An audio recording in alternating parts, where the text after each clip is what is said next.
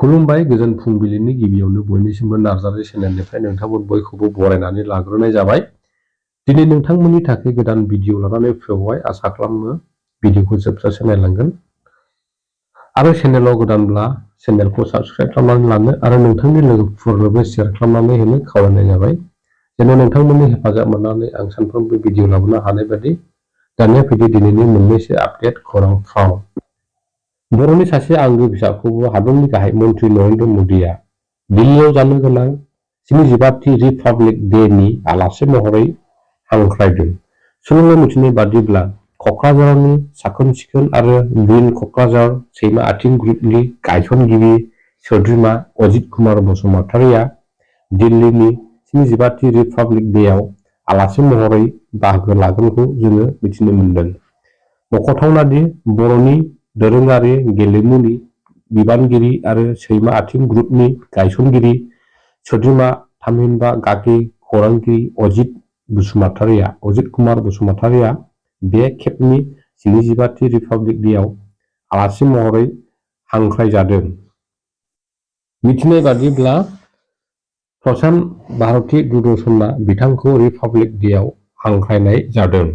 सुलुङाव मिथिनाय बादिब्ला अजित कुमार बसुमतारीया रिपाब्लिक डेआव बाहागो लानो थाखाय गोदान दिल्लीसिम दावबायलांबाय। बिथांजों लोगोसेनो आसामनि गुबुन सानैखौबो सिकारि टिस्स' आरो रमेश शर्माखौ रिपाब्लिक डेनि आलासि महरै हांख्रायनायखौबो जोङो मिथिनो मोन्दों। पिएम किसाननि खबरखौ नोंथांमोना जानो हागौ मिथिखाबाय, अब्लाबो नोंथांमोननो खोन्थानो सानबाय। मानोना जायफोर पिएम किसाननि रांखौ दफा मोनफ्रोमखौबो मोनगासिनो, जेरै 15 दफाखौ थांनाय नभेम्बर दान 2023 इंआव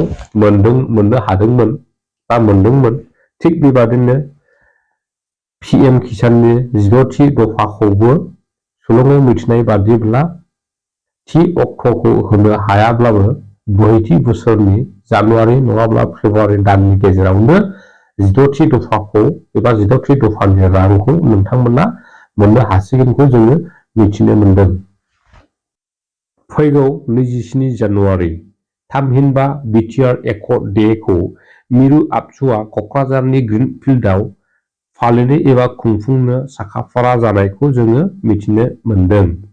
मिथिनाय बादिब्ला बिटिआर एकर्ड डे एबा बर'फोरनि बै रंजानाय सानखौ खुंफुंनायाव गाहायै बिटिआरनि सिङाव थानाय गंनै जिल्ला, बे जाबाय क'क्राझार आरो चिरां जिल्लानि सुबुंफोरा गाहायै आलासि सिबिनायाव मुखुब जागोन आरो आद्रा थानाय जिल्लाफोरनि गासै रायजो राजाफोरखौ लैहोर लैहोर फैनानै बाहागो लानो आरो नुजाफैनो खावलायदों आबसुनि मावथि बिथांमोना। बिथाङा बुंथिनाय बादिब्ला बै हाबाफारिखौ फुंनि 9 रिंगानिफ्राय जागायगोन। बड'फा उपेन्द्र नाथ ब्रह्म मांखरसालियाव बिबार बावजेनगोन मिरु आबसुनि मुसि दिपेन बर' बिथाङा लोगोसेनो हानजा सुरनाय जागोन, लोगोसेनो गेवलां मेलबो खुंगोनखौ मिथिहोदों बिथांमोना। बिटिआरआव आरोबाव गं 19था गामिफ्रा सोसन जाबावसिगोन बुंदों आसामनि मन्त्रि उरखावगोरा ब्रह्म। सिगां 41था गामिफोरखौ बिटिआरआव सोसनबाय। दायो नैथि खोन्दोआव 19था गामिफोरखौ थाबैनो बिटिआरआव सोसनबावसिगोन आरो माखासे थाबावनाय गामिफोरखौ एसे उनाव सोसननो होनना बुंथियो मन्त्रि उरखावगोरा ब्रह्म बिथाङा। दासिमाव 41था गामिफ्रा उदालगुरि जिल्लाजों दाजाबजाना दङ। एसे उनाव बै जायगायावबो बिटिसिनि बियाब जाहैगोन। बिटिसिनि गुबुन गुबुन काउन्सिल राभा हासं काउन्सिलआव हाबनानै थानाय बर' गामिफोरखौ BKWACआव लाबोनांगौ, बे मोनसे दाबो स्टिल खालामनो हायि मोनसे इस्यु जानानै दङ। गिबि मन्त्रि बिथाङा बेखौ थाबैनो फोजोबनायनि खोथा एबा बाथ्रा होदों आरो बिसायख'थिखौबो थाबैनो खुंगोन होनना बुंथियो आसामनि मन्त्रि उरखावगोरा ब्रह्म बिथाङा। बेजों लोगोसे दिनैनि भिडिअआ बेखिनियाव जोब्बाय लोगोफोर। आसा खालामो भिडिअखौ नायनानै मोजां मोनबाय। Thank you for वाचिं।